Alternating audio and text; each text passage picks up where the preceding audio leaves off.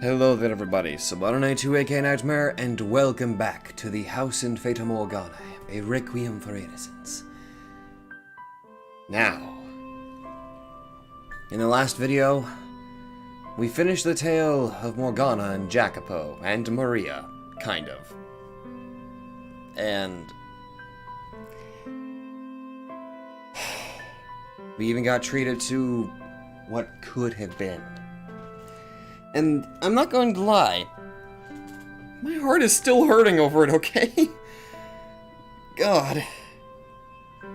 But anyway, we also got started on one of these side stories, Ascento Deli. And it looks like this one is told through Michelle's perspective. Good. Ascento Deli, his dark throne.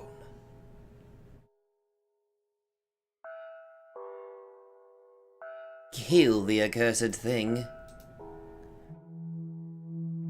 Those are the first words uttered by the witch upon my discovering the being lying in a heap outside the front door. The witch had haunted me ever since the day I resurrected her at the top of the mansion's observation tower a few years earlier. At first, her constant whispering in my ear had been insufferable, driving me to my wit's end. I did everything I could think of to deny her existence and push her out of my life. But that too had passed. I had been drained of all will to fight against her, or frankly, feel anything at all. No joy, no anger, no frustration, no sorrow. Perhaps that could be said to mean she had defeated me, but in retrospect, the witch causing me to encase my heart in stone had consequently kept me from being miserable every time I received a letter from my mother. It made me think getting worked up over some stupid words on scraps of paper was a waste of time and energy. So, while I was at the point of gleefully cozying up to her, it was true. It was true that her presence had made my life easier. I can't stand the sight of it. It's utterly dreadful. The witch wanted me to kill them, but instead I crouched down to get a better look. They seemed to be dead already. It appeared someone had died on my doorstep, and because of the way they were clothed, I couldn't make anything out beyond that at a distance. It's faint, but they're still breathing.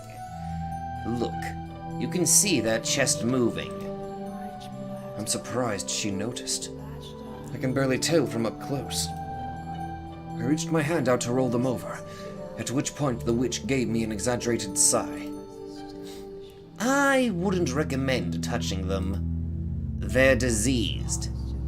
That's why they look like a human raisin. That was indeed one way to describe them. What had first come to mind for me, though, was something I had read in a book about how desert cultures would mummify their dead. The person on the ground looked like what I had imagined, a mummy did. Although, I was under the impression mummification was performed in order to preserve the bodies of high-ranking individuals. Which is to say, you weren't likely to find one collapsed on your doorstep. Ignoring Morgana's warning, I put my hand on their arm. It twitched, and they let out a groan. Just a swift stab through the heart, and they won't have to suffer any longer. The person didn't seem to have enough strength to sit up. Barely enough to hold on to their last vestiges of life. Their fingers continued to twitch, but it didn't seem deliberate. The tall grass in which they were lying seemed to want to swallow them up. Do it, my dear. Send that poor soul to heaven by whatever means you please. Or perhaps they'll end up in hell. They're not long for this world with or without my help. And who's going to have to deal with the rotting corpse in a few weeks if you just leave them there? Next month's delivery boy, presumably. Imagine the look on his face when he finds it. Imagine what he'll tell your family when he returns. It would make everyone's lives easier if you just killed them here. Bury them somewhere nearby. Let them nourish the earth with their flesh. If there's any nourishment left to be squeezed from them, that is. Or you could try luring some animals here. There wouldn't be a trace of gore to clean up if you let a couple wolves at them. And they'd get a nice meal out of it, so everyone wins. I can't imagine they'd find much to enjoy on this pile of bones. How cold. You have no room to talk. You're clearly enjoying yourself. My, what would ever make you think that? There's been nothing to entertain you recently. I certainly haven't been talking much, and nothing of note has happened. I can tell you've been bored. A few quiet weeks hardly counts as boredom compared to the years I spent in slumber. If you say so.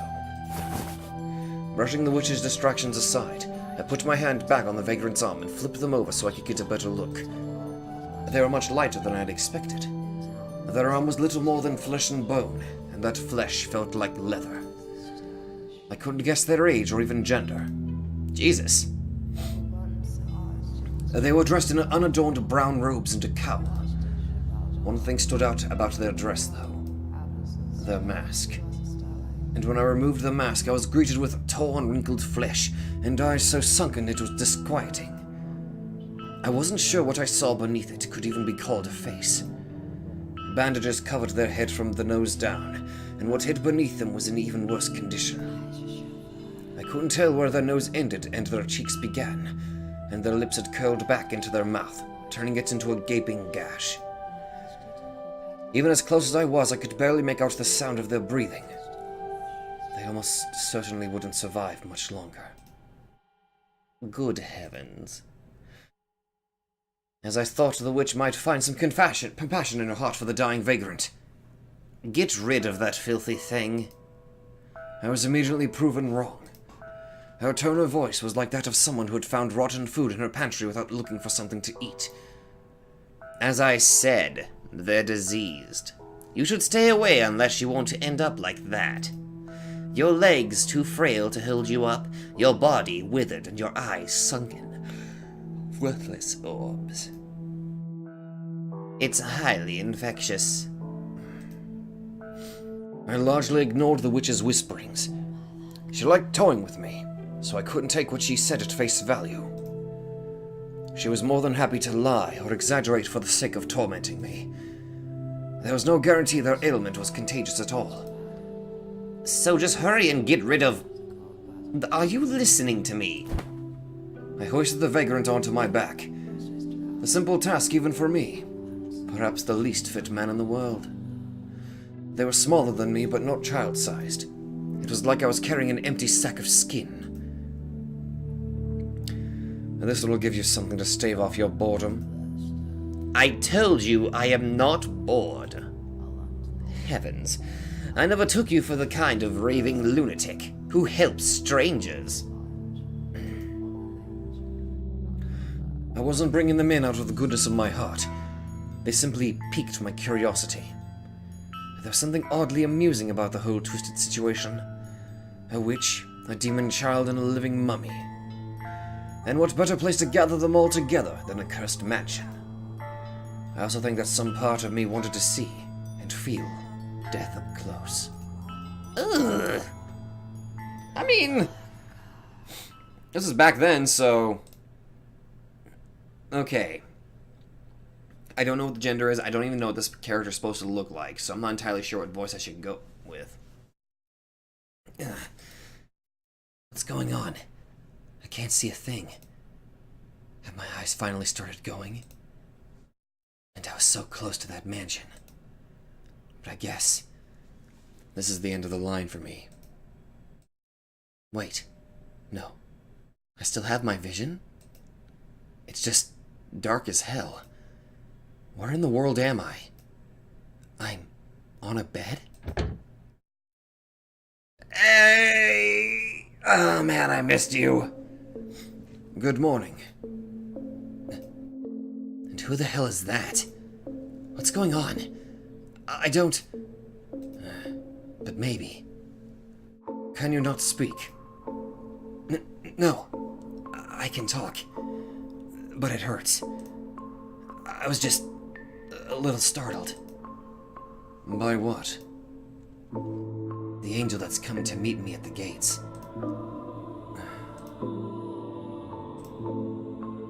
He doesn't seem to have taken that one well. The man sitting there was a curious specimen and... Yeah, I know, pot me kettle. It appeared almost as if he was part of the surrounding darkness, an ethereal being that might vanish when I next blinked. Not human, but merely something taking its form. Though the more I looked at him, the more it seemed like, rather than him being part of the darkness instead radiated from him. Which is probably where the angel bit had come from. This isn't the afterlife. No, I guess it isn't. If this were heaven, I wouldn't feel like death, and there'd be at least a dozen half-naked ladies hanging over me. Oh my god. But I hurt like hell, so I must still be alive. The reality's a bitch, huh? That said, though, I feel like I'd get on a lot better with a stony-faced angel like him than what they usually advertised. Okay. Oh, now we're back to Michelle. The sack of bones on the bed had a voice like dry leaves scraping against one another. While carrying them to the room, I noticed several of their joints seemed to bend in ways they shouldn't, so I thought they might be on the older side. But upon a closer inspection, they didn't seem to appear to be the case. The way they talk makes them sound young, too. I'm going to guess a man. Early 20s, maybe. If you're not an angel, then you must be the witch. I beg your pardon. I'm just kidding. Don't bite my head off. You don't look anything like a witch. He's not as far off the mark as he thinks, but he doesn't need to know about my childhood. So hey, would you mind sparing a bit of water? My throat hurts like 12 kinds of hell. And I'm sure you'd appreciate being able to understand me better. There's some right there. Huh? Oh, you already got some for me? Thanks, I can't unbend my damn arm. You mind grabbing that for me? Did no one ever teach you how to say please? Oh, lighten up, would ya? Showing a dying fella some pity? I have no idea what to go with this guy. Maybe he wouldn't have died if I'd left him out there. He's much feistier than I expected. In fact, he's nothing at all like I imagined. When he was still lying half dead on the ground outside my door, there was a mystique about him. As a mummy, he was interesting, which gave him inherent value. But now that he was awake and talking, he was normal.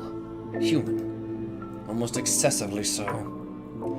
I reluctantly picked up the goblet and handed it to him, watching as he pulled down the wrappings covering his mouth to drink. He seemed like he wanted to down the whole thing in one go, but judging from the groans I heard, his body wasn't cooperating. A few years earlier, I may have sympathized with him, but not now.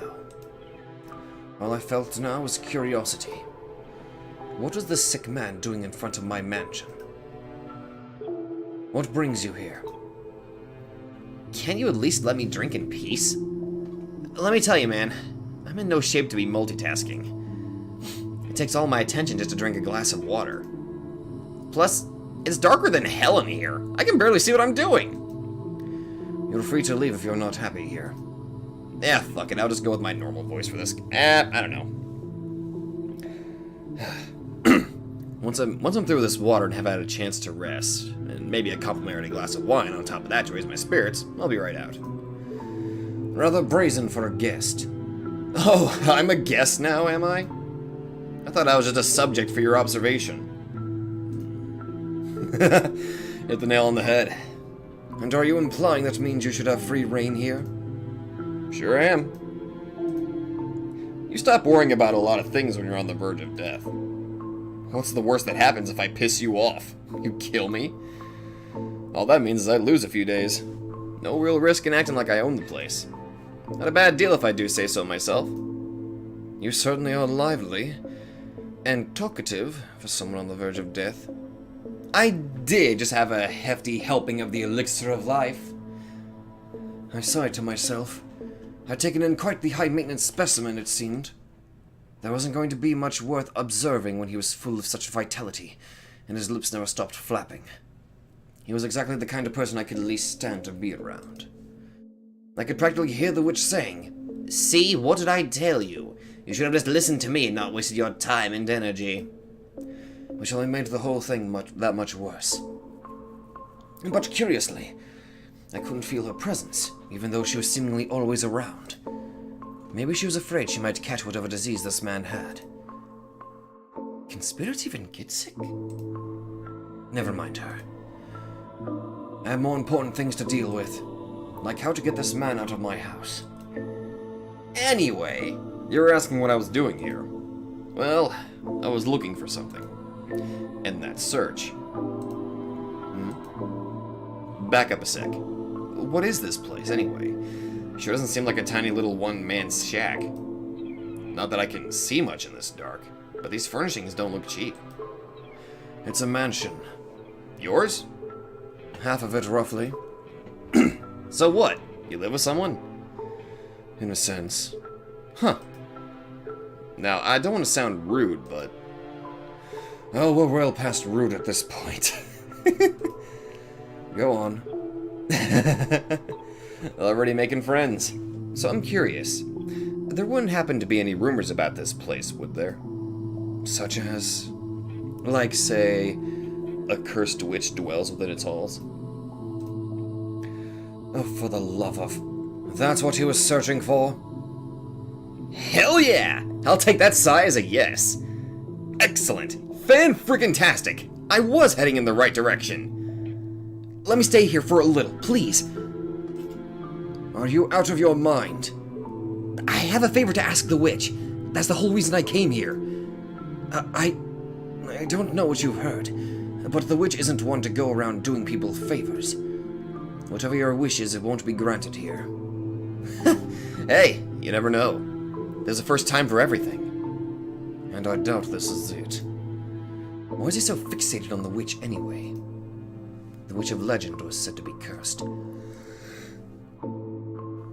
She was spoken of around these parts only in whispers, and people stayed away from the mansion for fear of provoking her wrath. Her curse had destroyed an entire city, it was said. I had no way of knowing whether that much was true or not, but I did know that the witch was real. I couldn't figure out how someone could hear the rumors about the witch and decide, I'm going to ask her for a favor.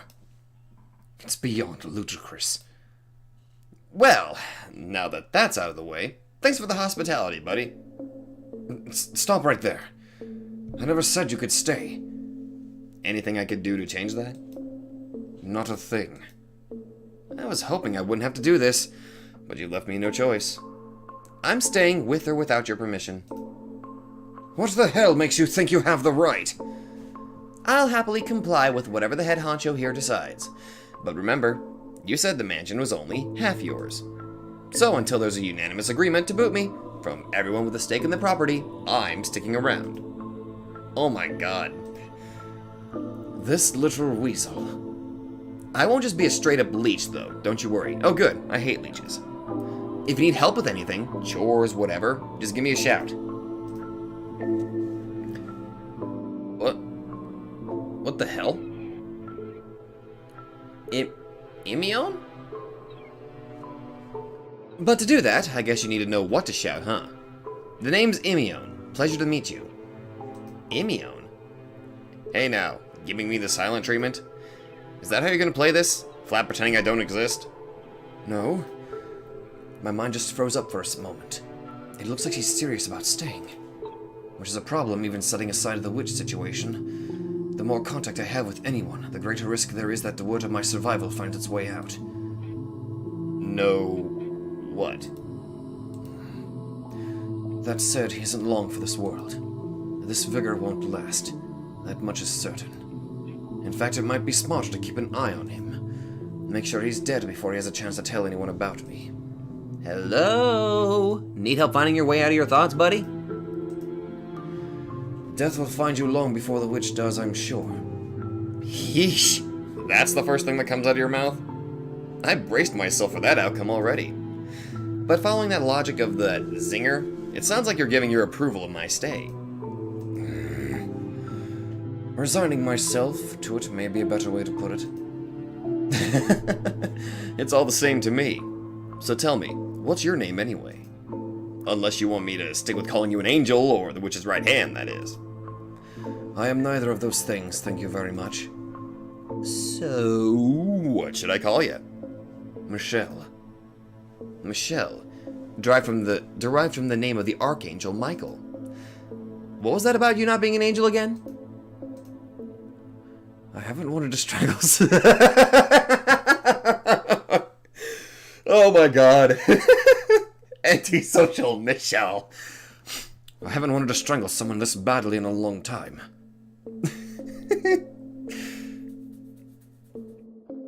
And what exactly do you think you're doing? The witch spoke almost as soon as I stepped into my chambers. I could hear her voice right in my ear, as if she were standing beside me. Which was especially jarring, as she had been completely absent during my conversation with Imion. She seemed to know what we had talked about, though, so I assumed she had been spectating from a safe distance. What do you mean? You're hardly the type to take in poor, wandering souls on a whim. You're right. I should have asked you first. This is your house, after all. Half mine, you mean? I should be thankful you let me have half of it. But you are the master of this house. And I... Go on. I was never master. So I have no say in who you choose to let stay here. But you will heckle me about it. Of course. I need my entertainment too. So what are you going to do about... whatever his name was? Imion. Right, that. I was hoping you would chase that dreadful thing out. He says he has business with you. Oh, does he now? So you weren't listening in on the whole thing? I'd be more than happy to hover over you every waking moment if that's what you'd prefer. I'd rather you didn't. As you can see, I respect your personal space. It wouldn't hurt you to show a bit of gratitude sometimes. So what does that man want with me? Not a clue. All he said is he wanted to ask the witch a favor. A favor? Indeed. What a farce. I agree. You would never grant the wish of a... No, not that. That you happily passed on a stranger's request, but vehemently refused to make your own of me. The offer still stands, my dear. Just say the word, and I'll put a curse on your entire family. I've told you repeatedly that I'm not going to ask you to do that. Obstinate as ever, I see. Anyway, I never asked you to grant his wish, only conveyed to you that he had one. He'll be dead in short order regardless. A week or two at most.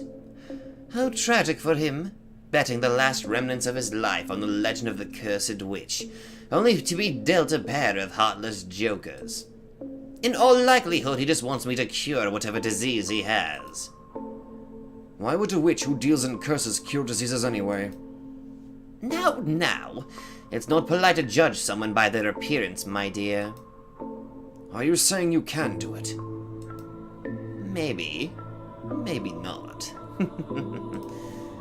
Oh, for God's sake. Regardless, there is but one thing the two of us can do for him. Watch as the poor wretch's life slips away, alone and into the dark.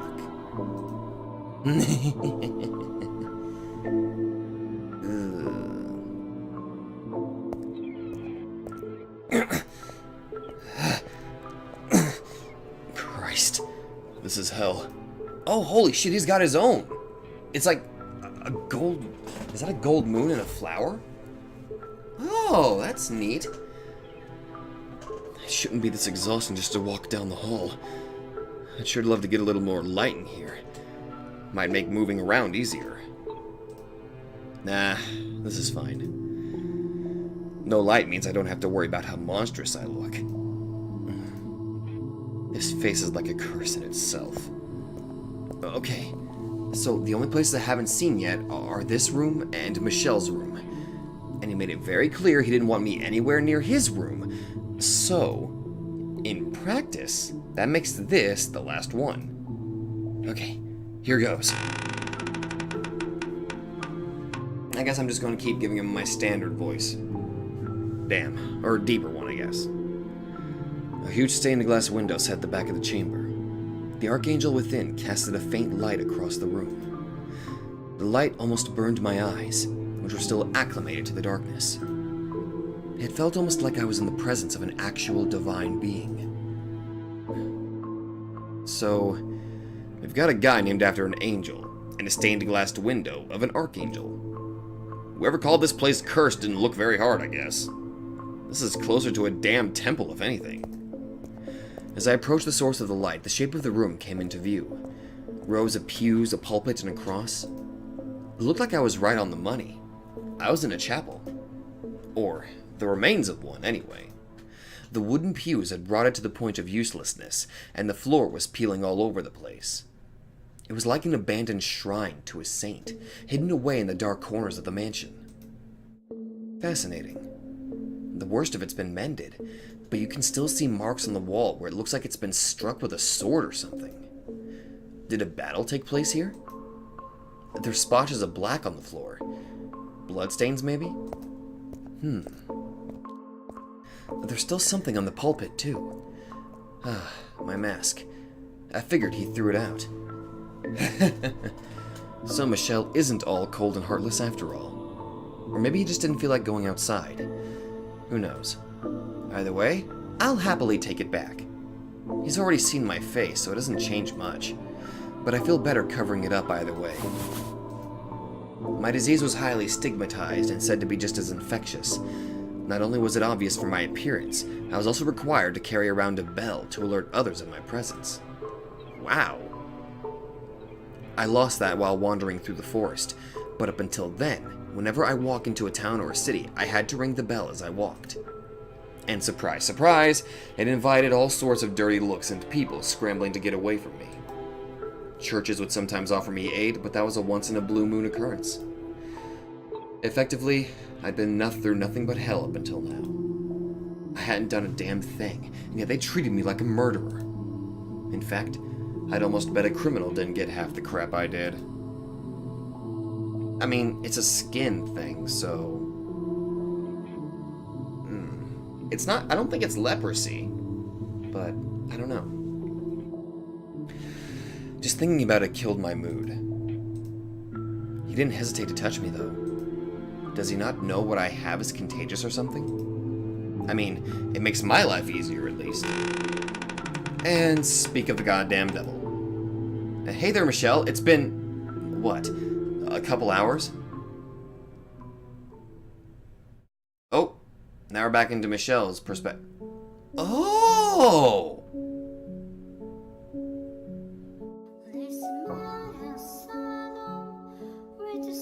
Oh, so that's what you look like.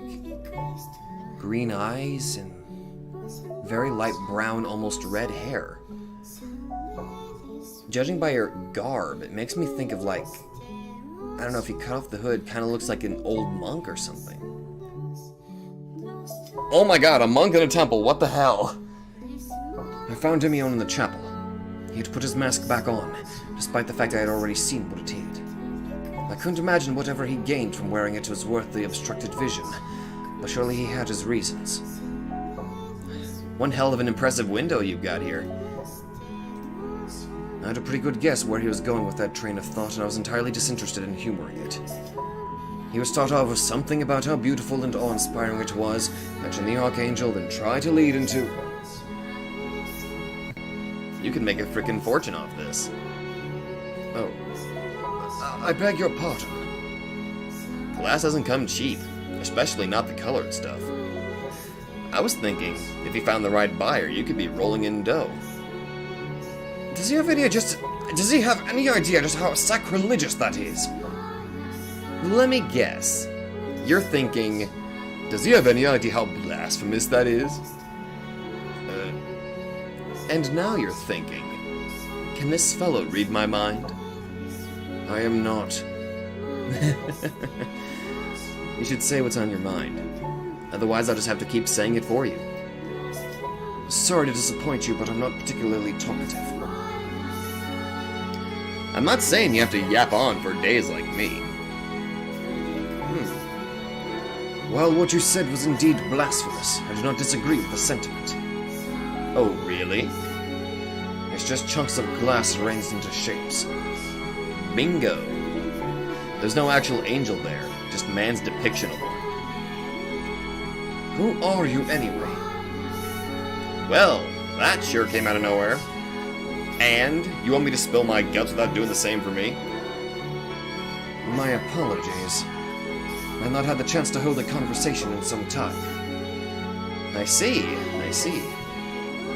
And you are not obligated to say anything if you do not wish to. I would not answer if you asked me the same. Sounds like we're on the same page then. The more we share, the more uncomfortable it's going to make it for everyone. So let's keep things the way they are.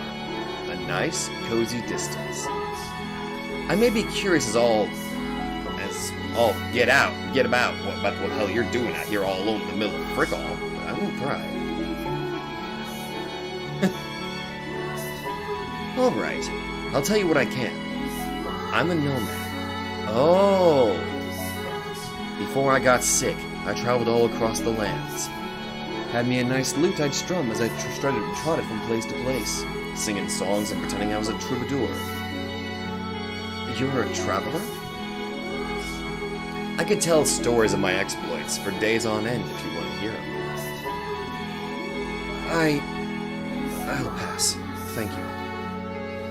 Your eyes tell me you're lying, buddy. I'd rather you listen to what I said. War stories over dinner, then. Sounds like a date. Now, I've got a question for you, if you don't mind. Not about where you came from or anything, I promise. Yes? Why didn't you say anything about my face? I assumed you were going to ask about the witch, not me. Hard not to be curious, you know. Everyone's grossed out by it. He makes a fair point. Even Morgana was taken aback by the sight. I can imagine he would appear monstrous to someone who's led a relatively normal life. And he's probably been subjected to less than charitable treatment for it. Which makes me wonder, how is he not drained and jaded by now? I don't understand how he can be so spirited. I have seen the kind of hardship that can be brought onto someone by their appearance. So what you're saying is, it's nothing new to you? Correct. I just think it a little unusual, but nothing more. I understand your ailment is contagious. What? You knew? Why did you help me then? Why didn't you hesitate to touch me? You carried me into the mansion. You handed me water, all the while knowing you could be infected. I couldn't figure out how to honestly explain my actions. Because deep down you're a good guy, Michelle? Part of it was me deliberately acting against Morgana's wishes, frustrated by her repeated insistence that I kill him. But the aura of death that hung over him was the biggest factor. There was something indescribably alluring about it. All I'll say is, I would have left you if you were in good health. So it was pity? You've got nothing to gain from helping me? I don't have any money, and I'm definitely not a hot babe. I don't know, I'm pretty sure the internet would love you, regardless of how you looked. I have no interest in money or women, at least not yet. And to be clear, I didn't bring you in out of the goodness of my heart either. When you said you thought you were a subject for my observation, you were correct. You're here predominantly because I wanted to observe a withered, half-dead mummy of a man. A mummy, huh? Well, hate to burst your bubble, but I'm just an ordinary guy. Unfortunately so.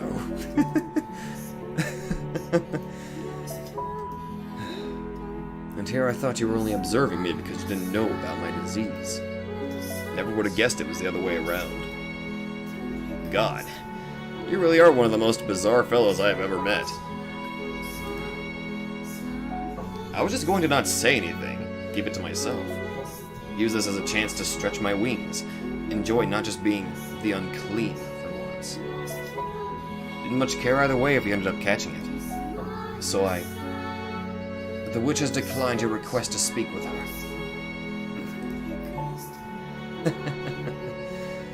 Not even gonna let me finish, huh? I'll take that as a no apologies necessary then. Well, Shit. you have no reason to remain here. I left the bar off the front door for you. The witch was my last resort. I saw who knows how many doctors. Not a one could do a thing. Hell, as soon as they saw me, the assholes tried to rob me blind with fees. It'll cost extra because they're putting themselves at risk, they'd claim. So I traveled to other cities, towns, villages. If docs weren't going to do anything, maybe I'd have better luck with regional remedies. Everything from herbal stuff to straight up hocus pocus. No effect. Any of it. Wait a minute, maybe you have the same thing that happened to Morgana. I have no interest in an apology or his life story, so why haven't I turned and left yet? Why am I standing here listening to him talk? All that left for me to turn to was God and the devil. But I figured God would just say, accept your lot in life. Shrug his shoulders and tell me to die in a ditch. But I wanted to live. Even looking like that? Damn right. So, what? Do you believe that if you tough it out one day your valiant efforts will pay off? That there's light at the end of the tunnel? Because that's all fairy tale nonsense. You're right. The real world doesn't work like that. We just tell ourselves it does better. We just does because it makes it easier to go through the day. But the fact of it is, life's a big old swamp and no one's got a map. One wrong step and it swallows you whole. Like a game designed by a goddamn 5-year-old. Damn. The odds are stacked against you. Like hell, I'm gonna go down without a fight. I've got nothing to show for it yet. Which is exactly why I'm not ready to kick the bucket. You never will have anything to show for it either. Your desire to make something of your life will only just serve to drag you deeper into the depths. The more you tell yourself you can, the greater your pain when you realize you can't. Sounds a hell of a lot like you're speaking from experience, buddy.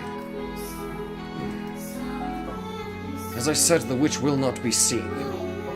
You would do best to look elsewhere to fulfill your dying wishes. You never know, bud. Tomorrow's another day. Maybe she'll be in a more accommodating mood then. But I'm sure not gonna let one measly no get the better of me. The witch Morgana is a sadistic woman. If she reveals herself to you, it will only be to torture and kill you. Can't say death much scares me these days. It's knocking on my door regardless. And you can never say for sure. Every woman's got at least 2 masks she switches between. Maybe she'll pick a friendlier one for me than she does for you. You're a damn fool if you believe that. And she's a witch. Even if she would hear you out, she doesn't have the power to heal you.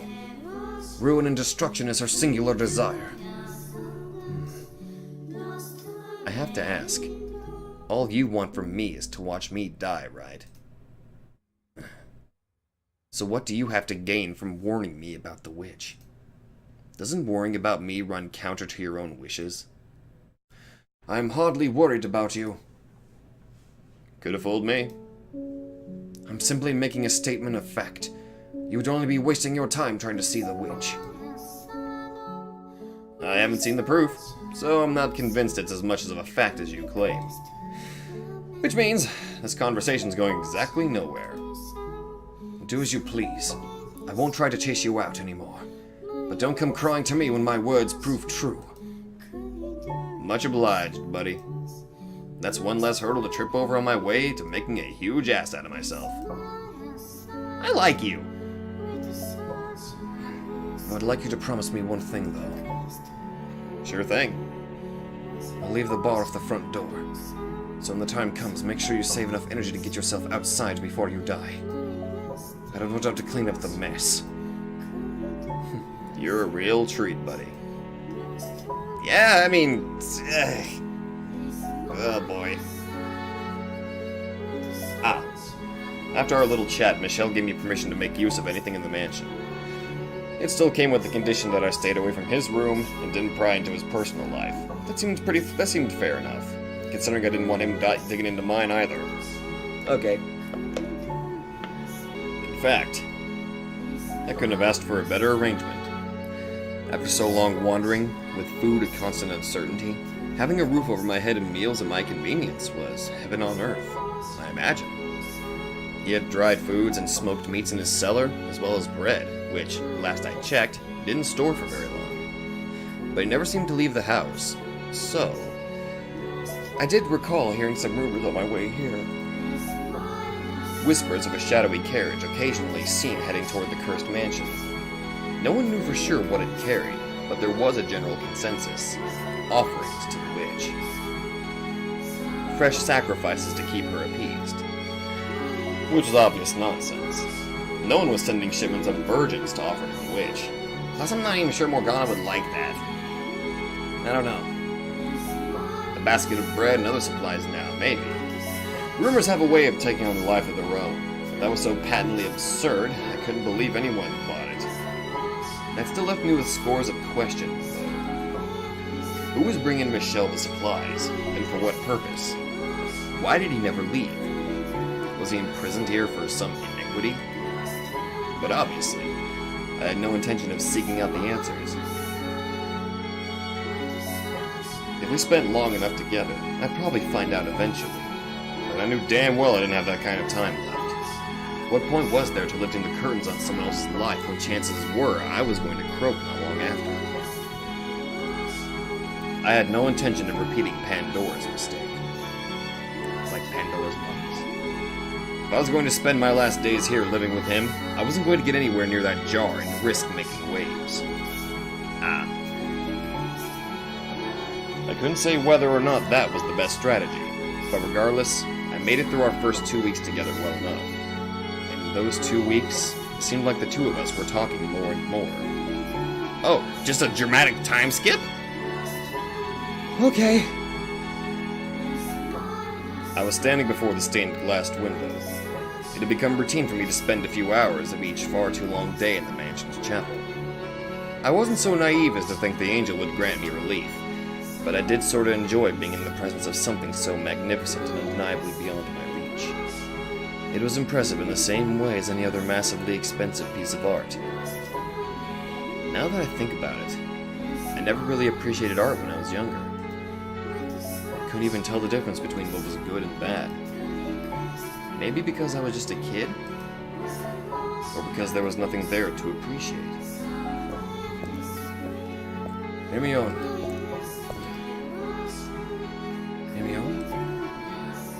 Oh, hey. Sorry. Lost in my thoughts. What's the occasion? You almost never initiate. I need your help with something.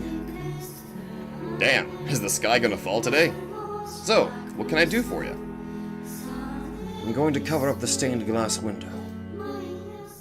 Oh. You're gonna... what? It seemed unsurprisingly, that was the last thing he had expected to come out of my mouth, and the incredulity was obvious even in his raspy old man's voice. I could easily imagine the expression he might be making beneath the mask, if he'd had a face left to make it with. Would asking for a reason count as prying? No particular reason. I simply dislike the sight of it. Well, it's a damn shame. I rather enjoyed my time with it. I seem to recall you saying it was nothing more than colored glass. In a spiritual sense, sure. But do I look like I'm praying to it? No, I'm admiring the craftsmanship. It's one hell of a piece. I see. Though, I pretty much got the thing memorized by now, so sure, let me give you a hand. Thank you. Follow me. I gave him a quick glance and started off down the hall. Oh, so this is how it gets covered up. I walked at a relaxed pace, because as much as he tried to hide it, he was visibly more sluggish than 2 weeks prior. Even breathing seemed to be an endeavor for him. As I walked, I made sure he was keeping up by the sound of his footsteps, but never once did I turn back to look. Racing away, I said, "You didn't have to come along." Excuse me? You're the one who asked me. Who asked me to? Don't you think it's a bit inconsiderate to ask someone in your condition to do hard physical labor? No one with any common decency would do that. Well, I guess that puts you in the clear. Oh my god, I just realized I can vaguely make out the outline of his mouth. He's like, it looks like he's smiling. Anybody else seeing that, or am I just imagining this? I'm just joking. Don't bite my head off. I didn't say anything. I wouldn't say I think it's inconsiderate, personally. Oh my god, yes, that is his mouth. In fact, I really appreciate you not giving me special treatment of any kind. I get it. You don't go easy on me because I'm sick, and you don't put me through the ringer for it either. I prefer it that way, us both on level ground. If you say so. Oh, the music is so intense. I know I just said that I appreciate you not going easy on me, but this is a bit much, don't you think? And holy hell! This room's 10 times mustier than the rest of the I've got it. This is a really freaking roundabout way of murder, isn't it? I told you they didn't have to help. The two of us were looking down an old, withered bundle of cloth that had been in the mansion longer than even I had. It was a single piece, large enough to cover the entire stained glass window, and thick enough to block out its light. The fabric was far heavier than most people realized. I should know! And something this thick and tightly woven was going to weigh a ton. I knew I wouldn't be able to carry it to the chapel by myself. You're free to head back to your room. I'll do it. I'm not backing out now. Besides, there's not a chance in hell you're getting this up there alone. It's not that long of a walk from here to the chapel, I think. Alright, let's do this.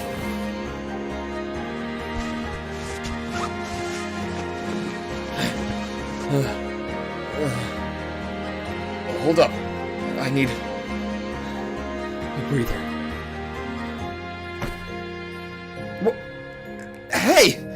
Don't drop it without warning me, asshole! And quit trying to act like you're hot shit. I can see you're just as winded as me. What do you know? I'm perfectly fine. Someone is out of shape. You're the last person I want to hear that from. Hey now, at least I have an excuse. You're in perfect freaking health. And look at me, I'm half dead here. Before I got sick, I could run for 24 hours straight, no problem. All right, let's get going. Are you deaf?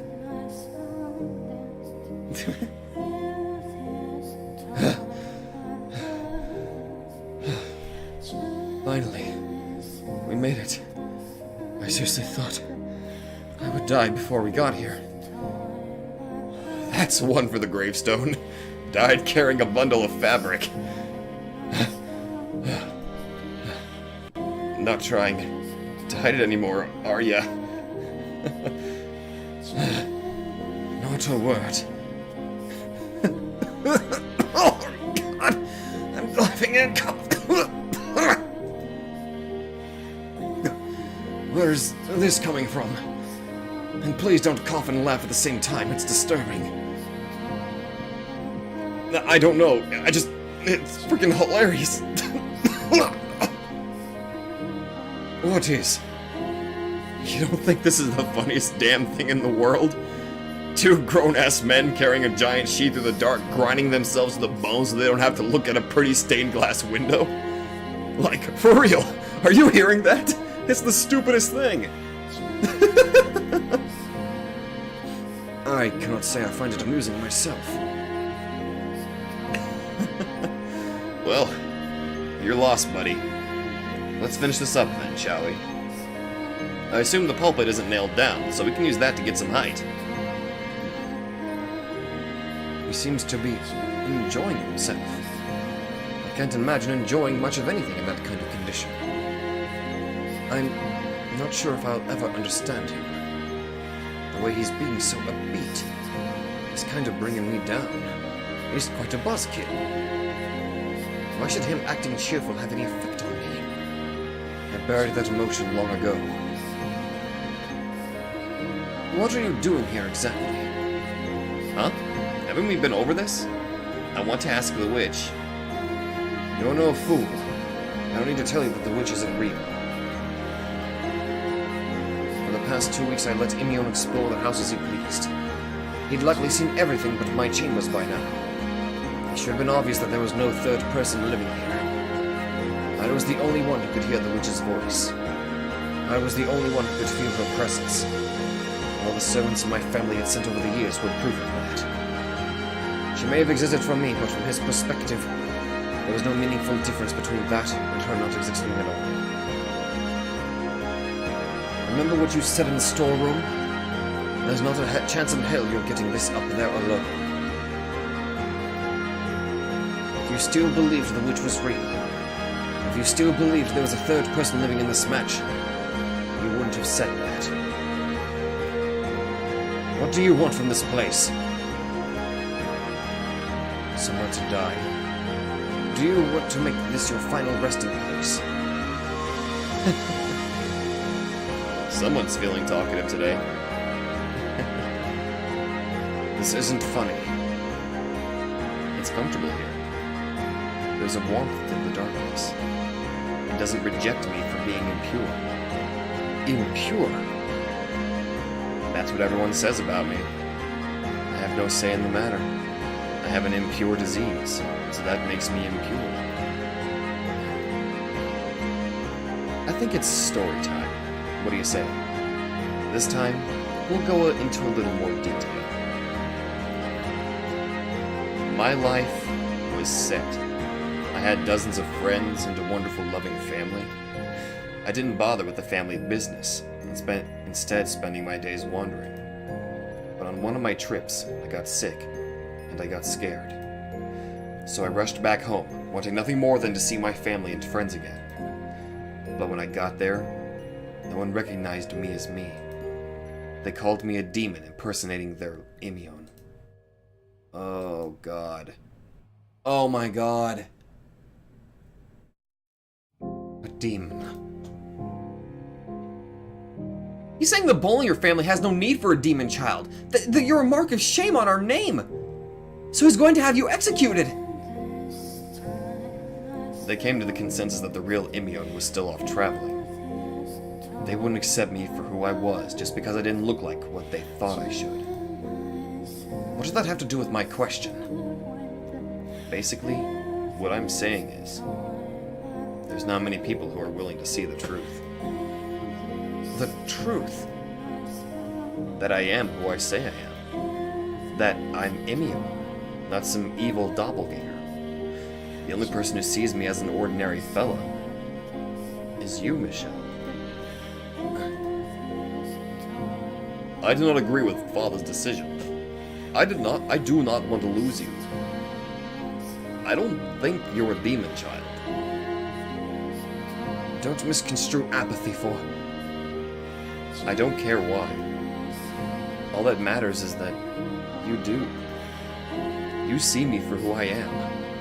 And that's the most amazing feeling. I haven't done anything to warrant that reaction. And And if there's one thing I can tell you, it's that it's foolish to rely on anyone for emotional support. Don't blindly put your trust in me, and don't expect anything out of me. Please. Like I said, I don't care why.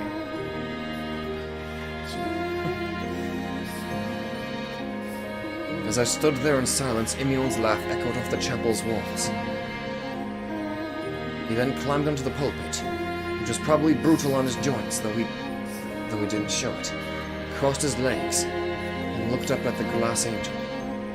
His arms were thin as twigs, his voice raspy as an old man's, his hair devoid of all sheen, his entire body deteriorating. Even the most callous of men would cringe at the piteous sight. Yet he sat there with his head held high, a smug smirk on his face. For a split second, a thought crossed my mind, that if the name Michelle didn't belong to me, but to him instead, he would have been able to just laugh off that weight. And as soon as I caught myself, I froze. Back to your question. What do you think? Why do I want to stay here, even though the witch doesn't? I knew what he wanted me to say, and I knew that I couldn't. I hadn't done a single thing to deserve that from him. What he felt was disproportionate to reality. Silent treatment again? You figured it out, though. I know you have. There's your answer. If I were even half what I used to be, I'd love to drag you out of this house, kick me and scream. Travel far and wide together. Find the place you feel more at home than anywhere else in the world. Be nice, wouldn't it? Leave me out of your fantasies. He could only think that way because he'd led such a cushy life. That may have come crashing down when he got sick, but only someone who'd been well off would ever think there was hope to be found outside. And on top of that, he was simple and honest enough to admit it. I'm just jealous of him. That's all this is. Take a seat up here on the pulpit. Feels like you're shoving your ass right in God's face. I wish I'd tried this sooner. It's frickin' incredible. It really is.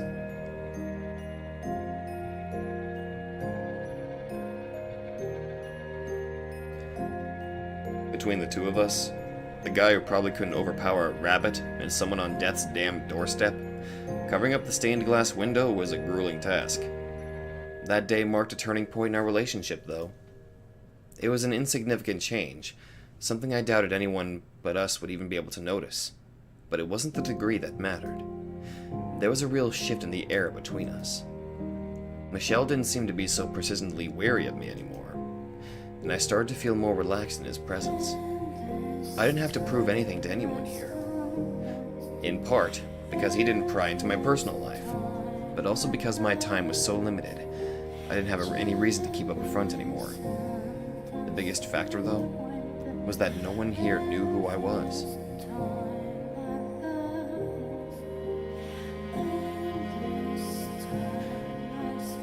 From time to time, Imion and I would have supper together. I wasn't going out of my way to spend time with him, but I didn't particularly mind it either. I had no reason to. We stayed out of each other's business, and we both knew it was a temporary arrangement. As his disease worsened, his once exasperated vigor started to seem more and more obviously like a facade. When he spoke, it was like I could hear the remnants of his fading soul spill out with each gravelly syllable. It was getting difficult to make out what he said at all. But still, he persisted to act as though nothing was wrong around me. So I acted in kind, making sure not to touch on his deteriorating condition. You know, we never got around to talking about my adventures. Nobody's stopping you. You could just be honest and say you want to hear them. I can see it in your eyes. You love adventure stories.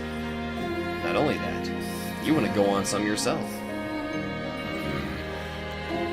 That could not be further from the truth. Alright, let's see. How about the story of the battle in the Northlands? About 5 years back, I was traveling the lands far north. Heavy snowfall covered the land in the winter, stretching as far as the eyes can see, and with the arrival of spring, it would melt and rejuvenate the earth. It was a lot colder up north than it is down here, but the lands were fertile nonetheless. And naturally, where there is fertile land, there's people fighting over it. Two countries, one to the east and one to the west, vied for control over this particular area. I watched the battle from the safety of a nearby hill.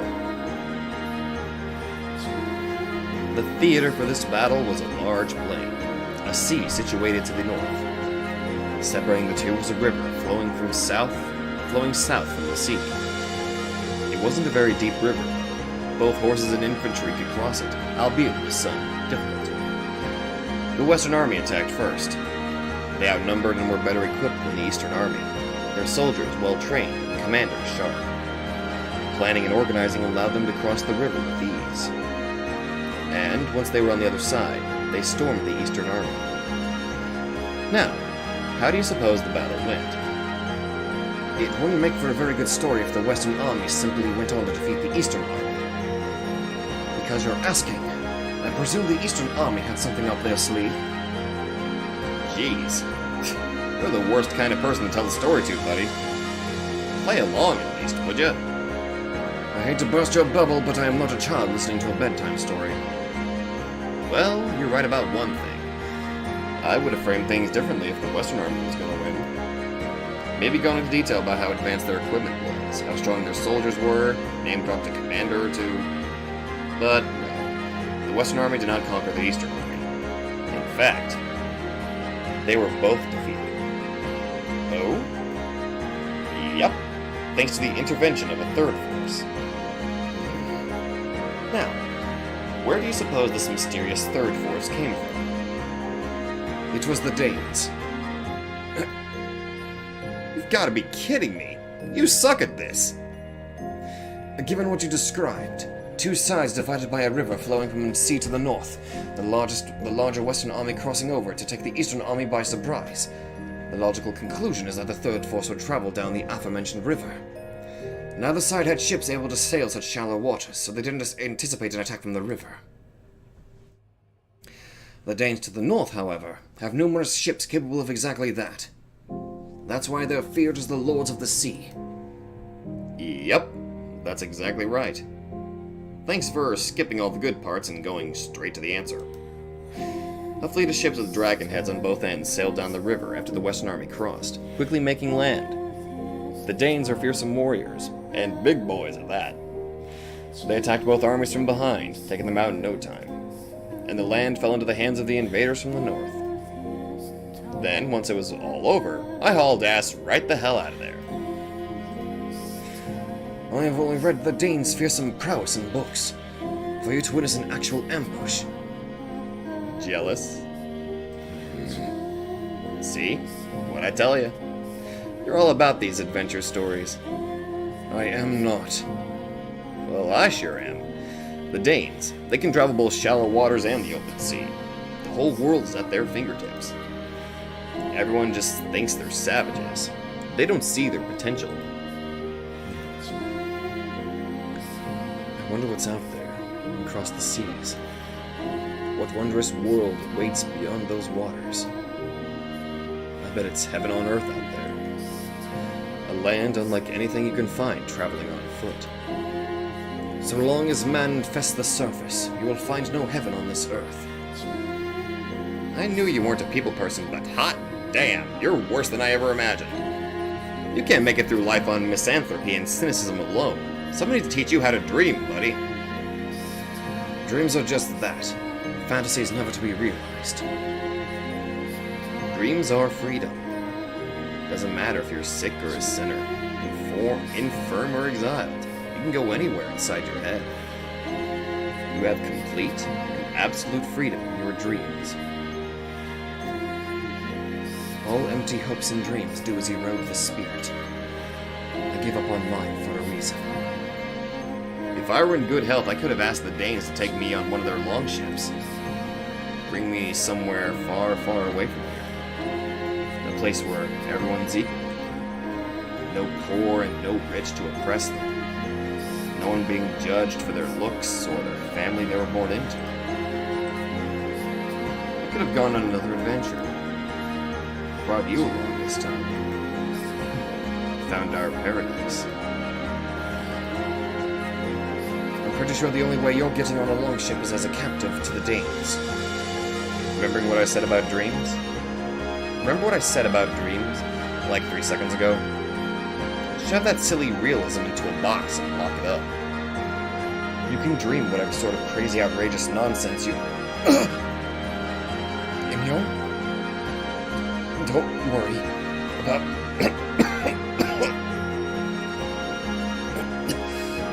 Okay, so back to... story time.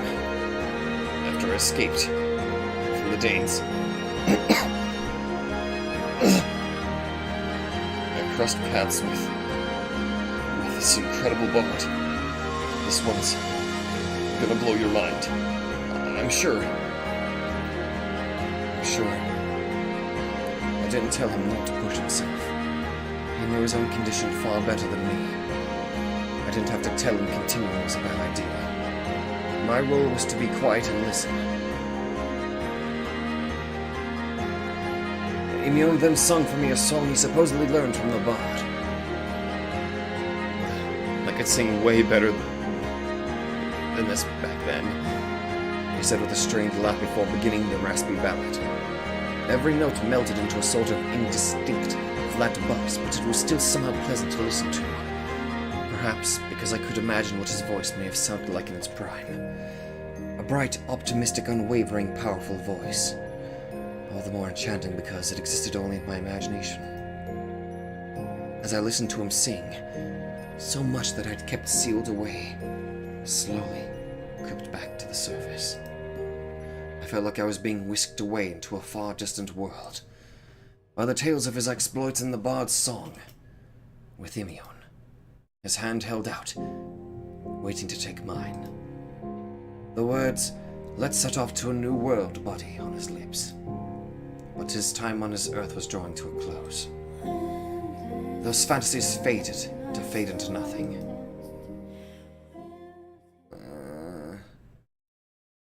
You aren't seriously going to make friends with him, are you? I thought you were better than that. Or do you think you'll get something out of this? Well, you're sorely mistaken. You've forgotten what you truly are, and gotten it into your head you can be equals with him. Your heart brims with blight, yet here you are, grasping at companionship, knowing full well it's but a fleeting illusion. What do you have to gain from forging a friendship with him? Already tired of me, are you, my dear? Very well. I shall take my leave. Despite what they may say, I'm a very kind-hearted girl. To those whose fates are sealed, that is. I pray you're blessed with wonderful dreams tonight. That night I had a dream. Not a nightmare, nor a dream of the past. A warm, pleasant, slightly bittersweet dream. I hadn't had one like this in quite some time. Oh. An endless field stretched out before us. We pushed our way through the sea of waist-high grass, pressing onward toward the ever-distant horizon. A spring breeze whisked past, caressing my cheek. At my side stood a man beaming as bright as the sun. He had hair of deep scarlet, like the color of the setting sun. His eyes were unflinching, his lips showing his strong resolve. His chest was smooth and muscular, and he had a musky scent. It was my first time seeing his face, but I knew exactly who he was. Not much farther now. The man spoke. Our paradise is just up ahead. His lips curled up. It was a smile that might look condescending on any other face, but on his it seemed perfectly natural, not a trace of disdain.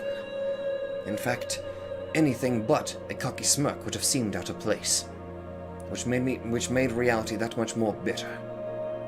Here on the other side of the sea, in this beautiful land, no one will think less of us for anything. If someone happens to find out about you, no one's gonna make a big deal out of it. And no one's gonna be afraid of my disease. I was well aware of the fact it was a dream, and I thought it a rather cool one. Imion was right. I did love adventure stories, and I did want to go on one of my own. This was the very thing I'd wished for since I was a child. Two men sitting out together, free from obligations on a journey to see the world, exploring the unknown and sharing their experience with a dear friend. But it could never happen. Not so long as I was who I was. And not so long as Imion was sick and on the verge of death. It was a dream we could never make come true, no matter how badly we wanted it, no matter how hard we fought for it. It wasn't an entirely impossible dream, though. There was one part of it that could become reality. The two of us becoming friends. There was probably enough time before he died for me to get close enough to tell him how I really felt. That I just wanted a friend. That I wanted to be able to laugh and frown and get upset like an ordinary guy. Like him. There may be time, but that's not enough. I'd spent too much of my life isolated. I'd almost irreversibly adapted to the solitude. Breaking through that shell would be no easy task, especially not with my unspeakable secret hovering over me. The very fact of my nature, which had transformed me from the namesake of an angel into an abominable demon that didn't deserve to live. Something I couldn't tell anyone, couldn't let anyone find out. Which meant that a normal friendship was impossible for me to form. And I knew that far too well. Michelle. That night I had a dream. Not a nightmare or a dream of the past. A warm, pleasant, slightly bittersweet dream. I hadn't had one like this in quite some time. Oh my god, he's having the same... he's having the same one. An endless field stretched out before us. We pushed our way through the sea of waist-high grass, pressing onward toward the ever-distant horizon. A spring breeze whisked past, caressing my cheek. At my side stood a man with a somewhat forlorn look on his face. He had long, silver hair that fluttered in the wind. A darkness was visible beneath the pale red of his eyes, and his lips were furrowed into a half-scowl. He was tall enough that I had to look up at him. The man furrowed his brow, as if to scorn the shining sun for daring to be brighter than the candlelight he was so used to. It was my first time getting a good look at him. I might have gotten some of the smaller details wrong, but he was still very distinctly the Michelle I knew. I pointed toward the horizon and said, "That's where our paradise awaits." He didn't seem to believe we would actually find anything, but still, he joined me on my endless journey with nary a complaint. So all it takes is bringing him into my dreams to drag the cynicism out of him, huh? I thought. Then with a laugh I said, "We would make pretty good friends, don't you think?" His eyes swam for a few moments before he finally muttered a response. Many years ago, I dreamed of having something like that. You gotta be a little more specific. Like my two brothers. Keep going.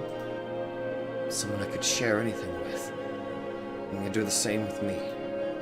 Someone who understands me without need of words. The classic image of a friend. Two guys who've always got each other's backs.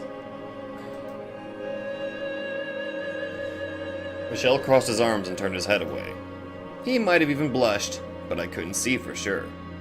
I had mixed feelings, though. Mostly I was glad to hear he felt that way. And I wanted to make that dream come true.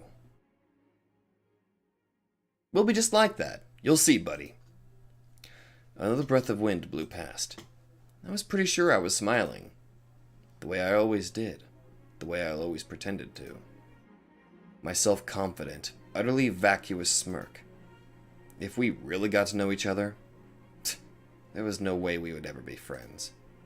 True friendship was impossible to achieve between us, and I knew that far too well.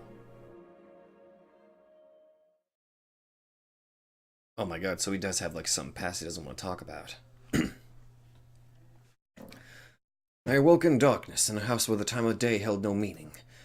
The same sight awaited me every morning. Before I had grown fully accustomed to a world without light, the uncertainty of it had occasionally morphed into fear. My instincts reacting, I presumed. Danger was harder to perceive in the dark after all. But once I had gotten used to it, the darkness felt almost compassionate with its indiscriminating embrace. And now I was more stable here than I was in the light. This morning was an unusually pleasant one, though. All my problems were still problems, my curses still curses. But it felt like I had managed to break the surface and catch my breath, for the first time in who knew how many years. Perhaps I could thank the dream I'd had. I rolled out of bed, grabbing the candlestick off my nightstand. With the remains of the mostly melted old one, I lit a new candle and headed for the door. Next on my list was the fireplace. I tried to make sure there was always at least a small flame in it.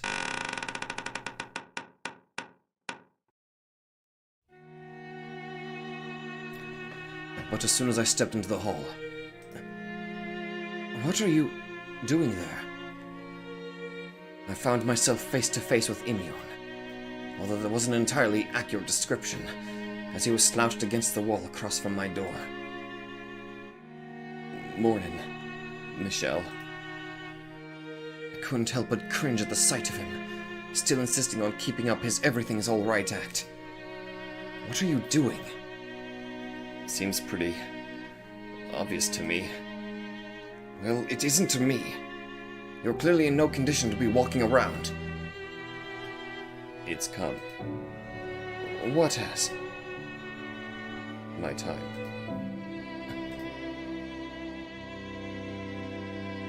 The light from the candle fluttered about, slightly offset from the trembling of my bony hand. But Imion, he was visibly shaking, enough that I probably could have seen it without even the dim candlelight.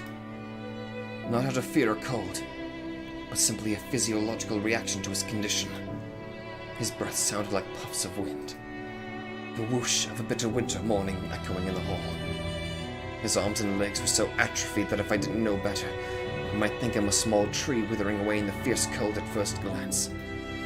My gaze slowly drifted downward, stopping at his splayed arms. Blotches of red were visible on the palms of his hands.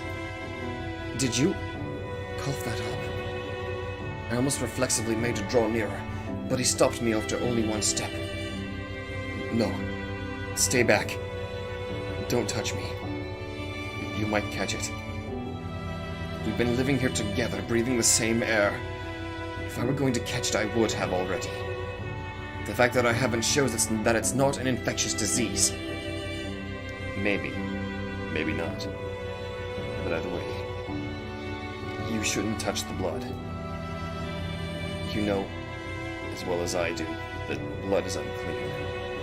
It carries everything in our bodies. Even diseases. You may be able to catch it from the blood, even if you didn't from anything else. So I figured I'd drop on by. Say my goodbyes. Say you. I stopped myself before finishing the sentence, realizing just how foolish it would make me sound. I was the one who had told him to leave when he knew his time was up. But that was back then. That was just how I felt when he first showed up. If I'm really lucky, I have maybe a couple days left. I've been hiding it, but it's been hard to even stand these last few days. You did a terrible job of it. Although, I didn't realize you were in quite such bad shape. Well, I guess I got a passing score on my acting. How can you laugh about this? I'm in a great mood. That's ridiculous. You can't be.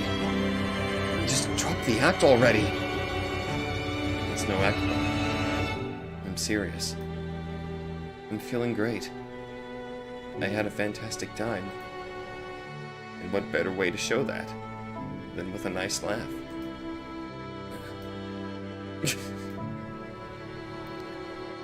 looking down on this man, laughing as death crept closer. I didn't feel pity or sorrow or anguish. I was angry. My chest clenched and my stomach lurched. How aggravating. There was something else there too. Some other way I could describe it. But I didn't know what the feeling was. I couldn't draw it to the surface. It was aggravating, frustrating, sickening. Those simple, negative emotions were what I kept falling back to. I wanted to block it all out. Imion's deteriorating body, that comforting dream, my own circumstances, this dark mansion, the whole world. I had an amazing time here with you. Seriously. Stop it. You're just getting sentimental, letting your emotions cloud your memory. I've done nothing for you. Think about your time before you got sick, when you were with your friends and family. Think about the time you spent traveling. Then you'll realize how insignificant your time here really was. It was all a lie. What? I was never a traveler. My name isn't even Imion. I never went to the Northlands, and I never saw the Danes. Even what I said about having tons of friends, all lies. Here's the truth. I look like I came from the slums now, but I was born into a decently upper-class family. My father and brothers all owned several estates. I wasn't traveling when I got sick, but at home. And for a while, I was kept locked up to keep it under wraps. I spent my life doing everything asked of me for them, and they turned on me the second I caught this damned disease. The servants I thought respected me, the brothers I thought loved me, they all wanted nothing to do with me anymore. And before long, they started saying it was punishment for my transgressions, that I was cursed to transform into a hideous monster because I deserved it. Real swell family, huh? Oh my god. Damn it! The disease hadn't progressed this far then either, so I still looked, well, half decent at least. A pretty damn good looking guy, if I do say so myself. So, I used that to manipulate one of the maidservants into helping me escape. And that's how my life as a nomad really began. So, while I was something of a traveler, I was carrying some pretty big luggage along with me. Everywhere I went, I was treated like garbage. The Imion you met, brimming with self-confidence, was all an act. I'm sorry for lying to you. Why? Why'd I pretend to be someone I'm not? Because No! I don't care about that! Why didn't you say something sooner? Imion's story, his life, is painfully similar to my own. I've been called a demon, mocked and insulted, made out to be a madman, and then locked away where no one could see me. Everyone I had thought to be on my side turned against me. You should have told me! Cracks began to form in the thick shell I had spent so long building around myself. Sharp claws dug their way through the flesh of my heart, which I had thought long since numb. Thick blood seeped from within me. It was absurd. If anyone here was hurting, it was Imion. If I had known... If I had known... I could have done something. Was that where I was going with this? That I could have told him about my past? We could have bonded over our suffering? No, that wasn't how it would have gone. If Imion had told me what he had been through right off, I would have seen so much of myself in him that I'd likely have detested him for it. I would have wanted to get to know him better. I wouldn't have wanted to even see him. I suspected, pretty early on, that you'd been through something similar. That you weren't here of your own will. And, from your mannerisms, that you came from a noble family. Which is why I didn't want to say anything. I didn't want you to think that was why I was here. I didn't stay because we both led tragic lives. That's not why I found it so comfortable here. Everything about how I presented to you was a facade, which is precisely why I was able to be myself. I can't tell you how wonderful it felt for you to accept me for me. I didn't... You didn't have to do anything. That was enough to set me free. I could feel sweat trailing down the back of my neck. I couldn't follow along. I couldn't make sense of what he was saying. My heart was wavering, but I couldn't put any of it into words. What were you supposed to say to that? I hadn't the first idea. And with the way I'd lived my life, the way I'd closed myself off, I never would know. So I wanna thank you. Goodbye, Michelle. Mimeon let out a long sigh, like his nerves had loosened all at once now that he had said his piece. He then climbed to his feet using the wall for support, let out a couple muffled coughs, and started off down the hall, leaving me behind. Wait! Mimeon!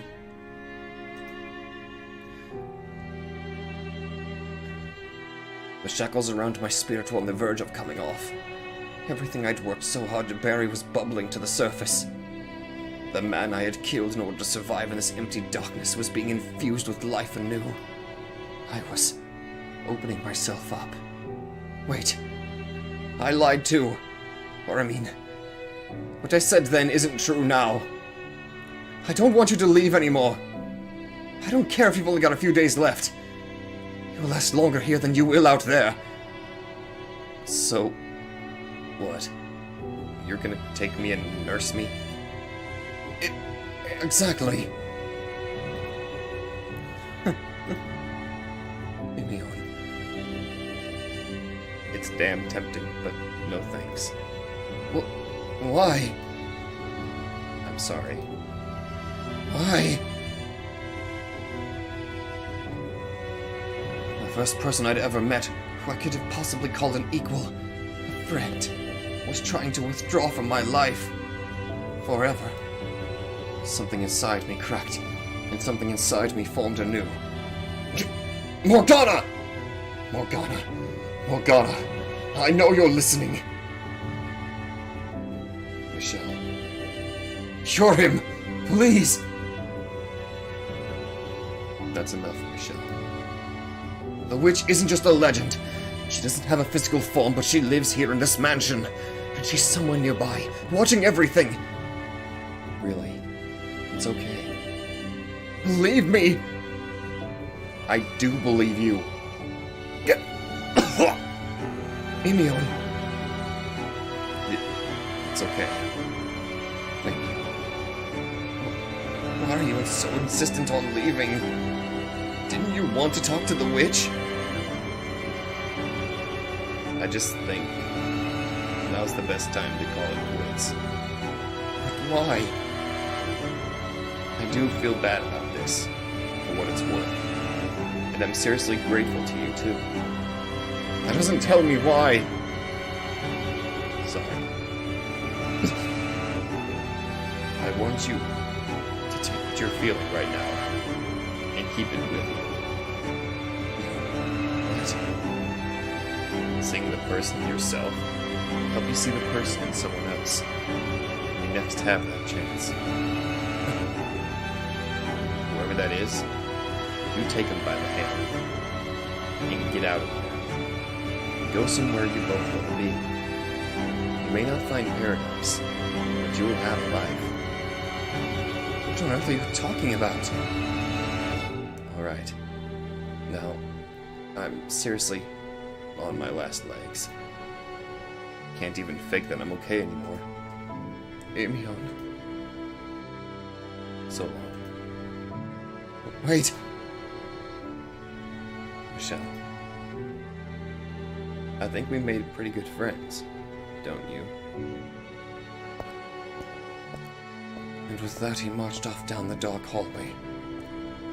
It was almost unbelievable how sure-footed he seemed compared to only a few moments earlier. Then I realized what it was. His final show of self-confidence. I could have easily caught up to him, but my feet seemed to be rooted to the ground. Maybe because I knew that even if I stopped him, it wouldn't stop me from losing him. Because anything I did would amount to nothing.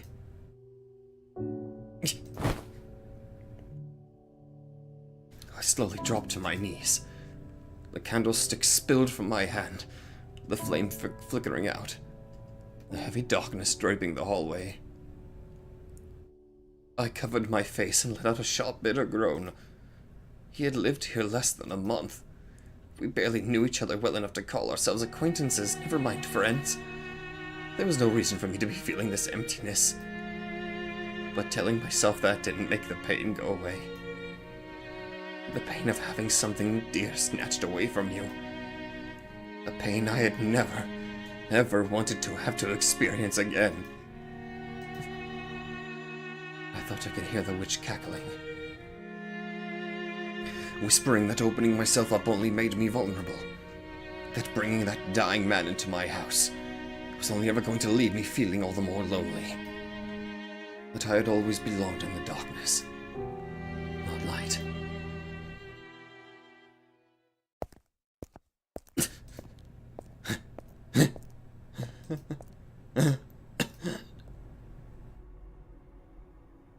Thank God.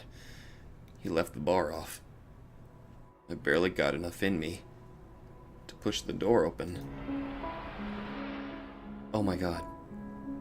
Is that really how you want to do this? Oh, it's you. Well, color me surprised. I figured you'd be with Michelle. Oh no, the theme. I'm here to see you offer him. You mean you decided to get more entertainment out of me? A girl with long braided hair stood before me.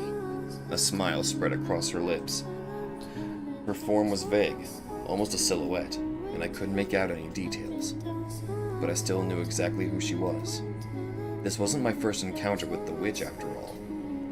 I've been able to see her and hear her voice since shortly after arriving at the mansion. Oh!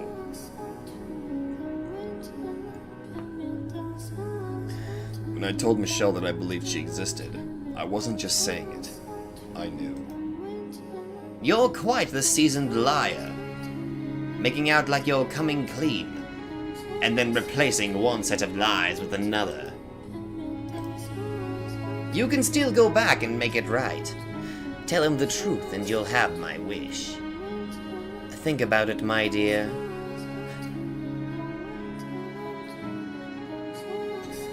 The few days I've taken up lodging at the mansion, the witch appeared before me. She spoke in a pretty, but almost childlike voice, explaining how unusual it was that I could see her, because evidently, no one with a trace of hope in their heart is capable of seeing me. They can't hear my voice or even sense my presence. The despair that coursed through Michelle is what serves as the catalyst for my resurrection. You're not here to be healed. You want to put a curse on someone, don't you? Oh my God.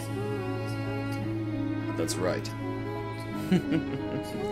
Your eyes don't lie. Or I had a... okay. I'm honestly kind of floored right now. First, the Witch of Legend is real. And second, she's not even human. A mortal could neither cause miracles nor cast curses. Fair enough. So, how'd you know what I really wanted? It was obvious, my dear. All that murky filth swirling beneath your smiling visage. It is like a window directly into your soul. Sounds like there's no hiding anything from you. So I can just drop the act, huh? Tell me you at least can't hear everything I'm thinking. And what if I can?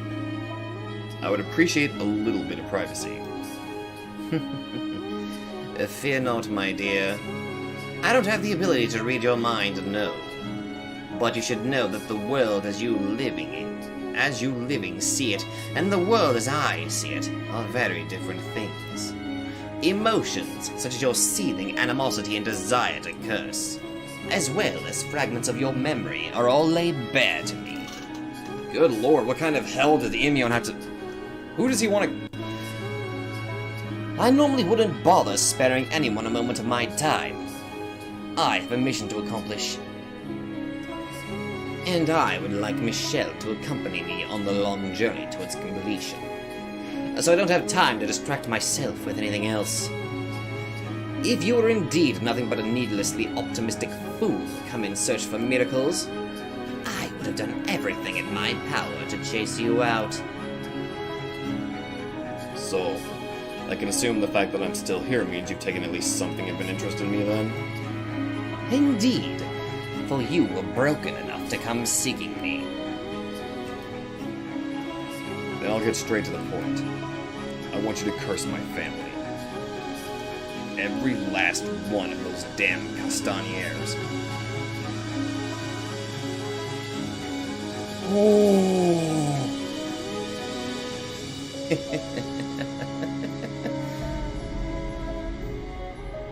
That's my final wish.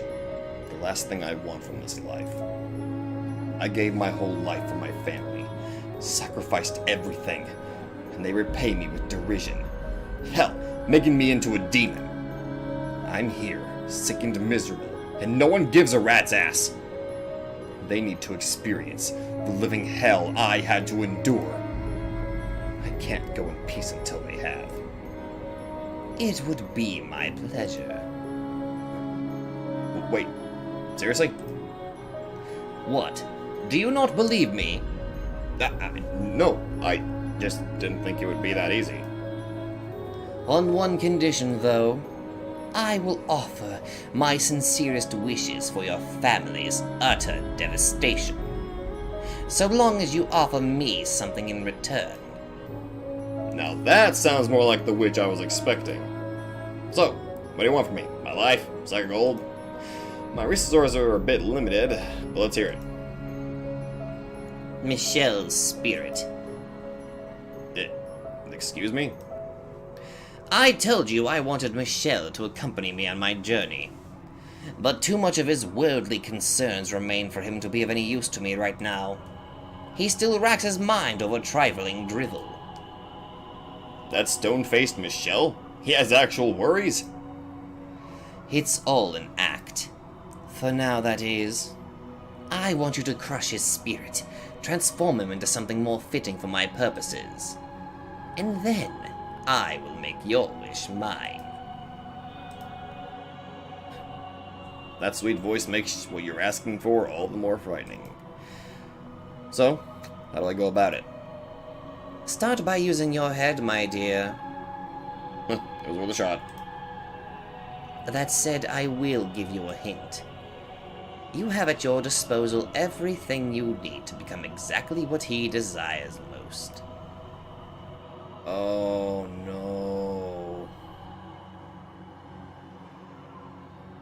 It didn't take long around Michelle to figure out what the witch meant. There was one thing he clearly sought, and it was something I was, presently, capable of making myself into. I had everything one would need to slip through the cracks in the walls around his heart. I was on the verge of death. I didn't know a thing about him or his personal life. And I was a man. Michelle seemed to have trust issues when it came to women. Well, I mean, for God's sake! The two women in his life were,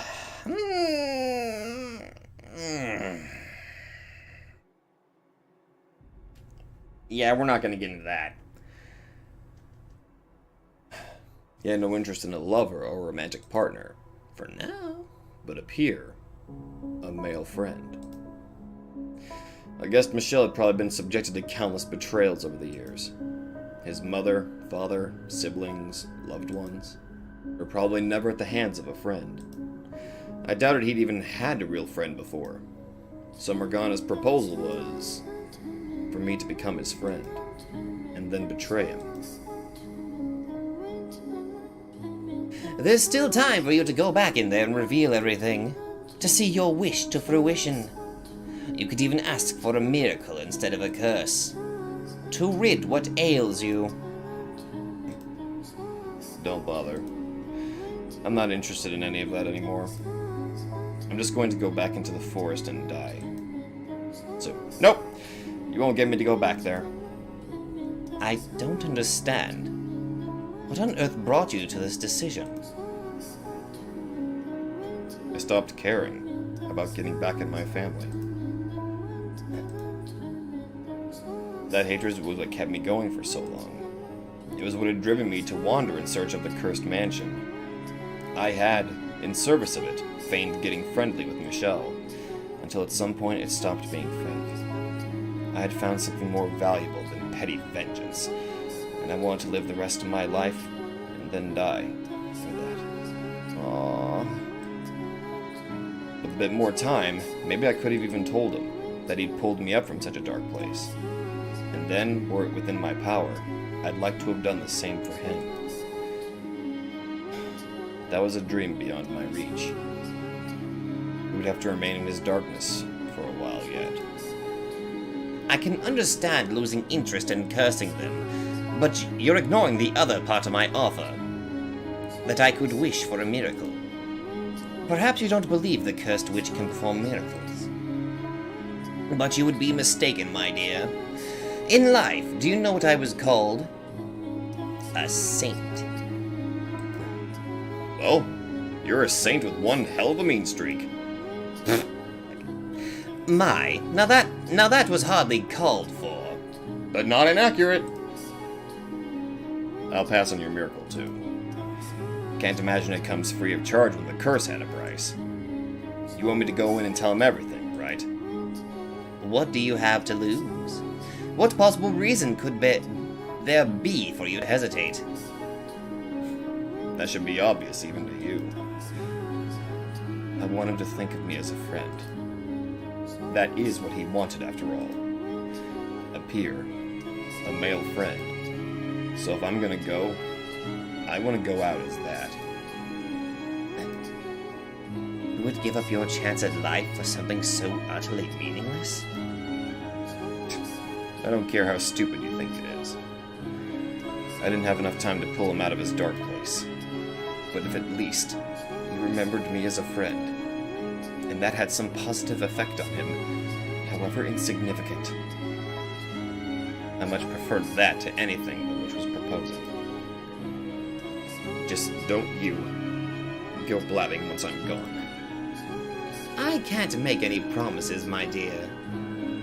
You say a word to him, and I'll curse you. My heavens! Are you picking a fight with the witch? Do you honestly believe you can curse me? You bet I can. I could well turn into a witch just like you once I'm dead. You very well could. You have all the makings of a fine witch. But you can rest easy, my dear. I won't be saying anything to him about you.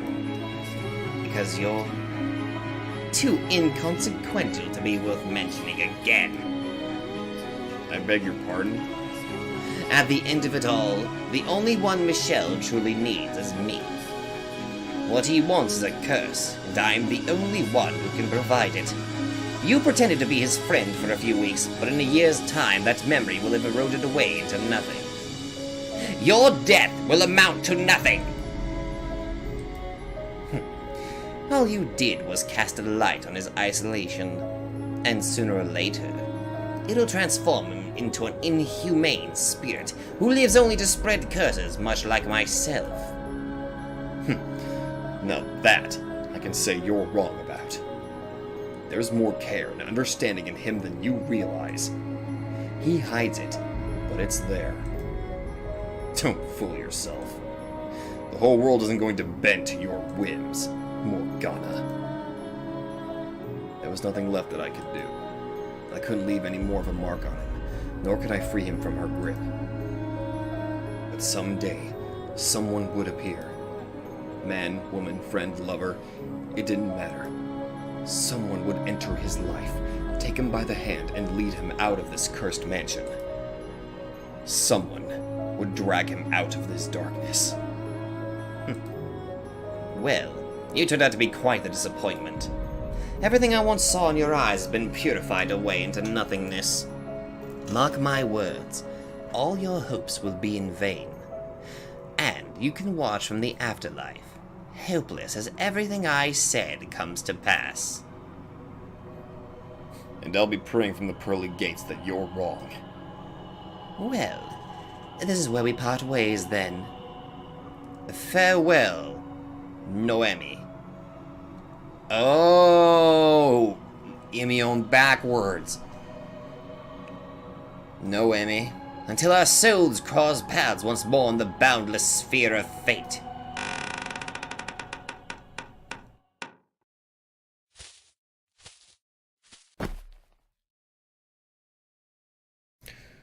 Looks like this is as far as I go. Can't see a damn thing anymore. But hey, it could be worse.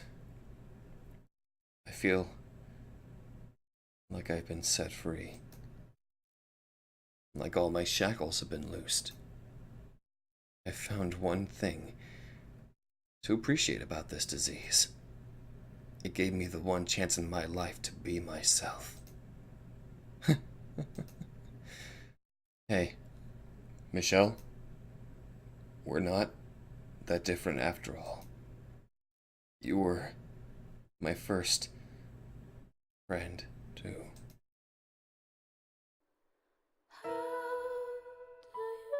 My real name was Naomi Castonier. Imion, the name I went by, was just my first name spelled backwards, but truth be told, I was pretty fond of it.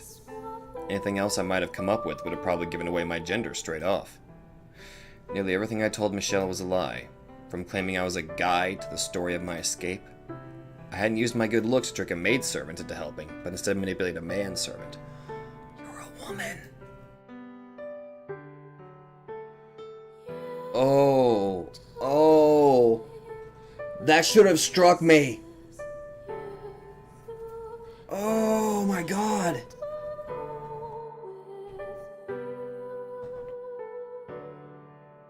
Oh my god. Ugh. I don't even know how to...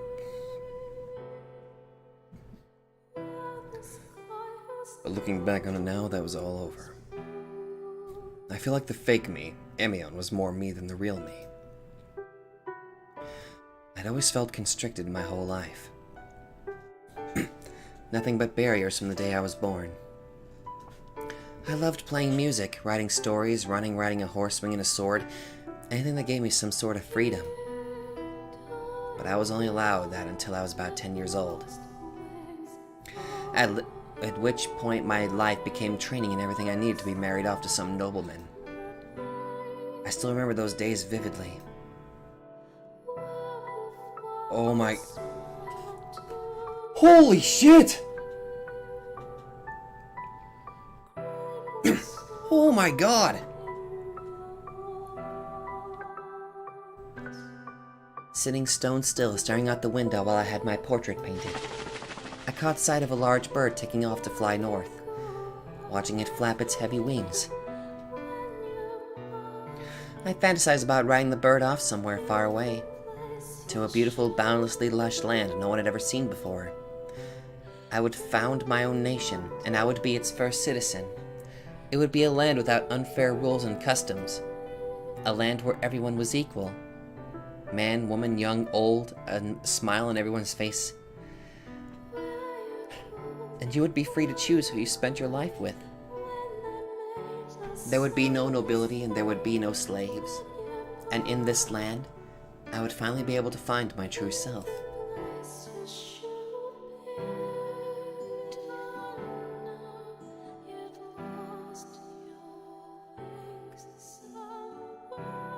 Michelle? Michelle? Oh, goodness, what are you doing in here?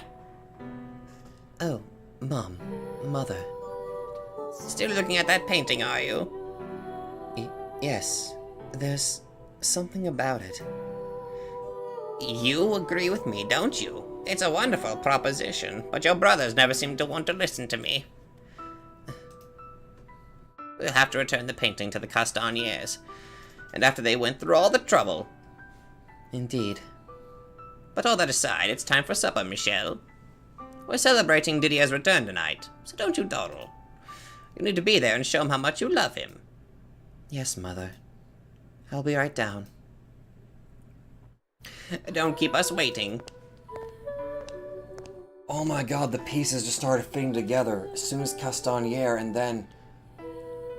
Oh my god. It's been bothering me. Why I couldn't take my eyes off the painting of this Castagnier girl. But I think I figured it out. That forlorn look in her eyes. There was more than resignation in those eyes. A trace of longing lurked within them as well. She was looking out at a faraway world, distant not only in physical location from our own, but in time as well. A boundless dream dwelled in her heart. I found myself slipping into her place, fantasizing about that same distant land. A place where I was allowed to be myself. And if, by some chance, if I were to make it there, would I find you there? Naomi?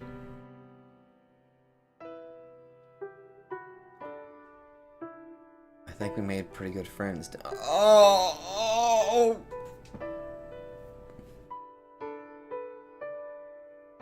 Those were his last words before disappearing into the darkness. Their time together was brief and they knew nothing of each other, but so could they in fact be called friends? Could you be friends with someone so nearly a stranger? You didn't know where they came from or who they truly were beneath the surface. Had they known, though, were they aware of each other's inner selves, never would they have been able to become friends at all. We made pretty good friends.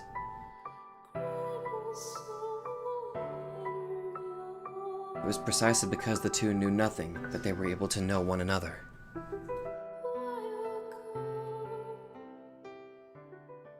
Achievement: a friend by any other name.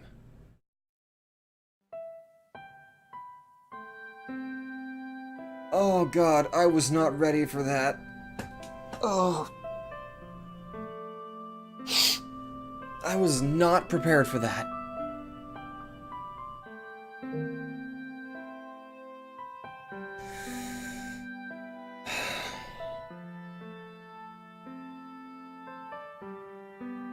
Okay. Oh god, I got so absorbed into this I didn't even realize what time it was. This novel does things to you. Well, I'm pretty sure that's where you can tell I'm going to end it. So it looks like we're going to be moving into Tales Wasted Away in Obscurity, and then Happily Ever After.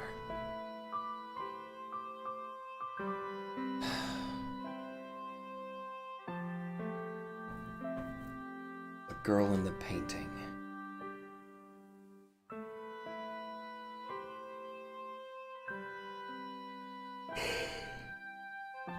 Pretty much everything is connected.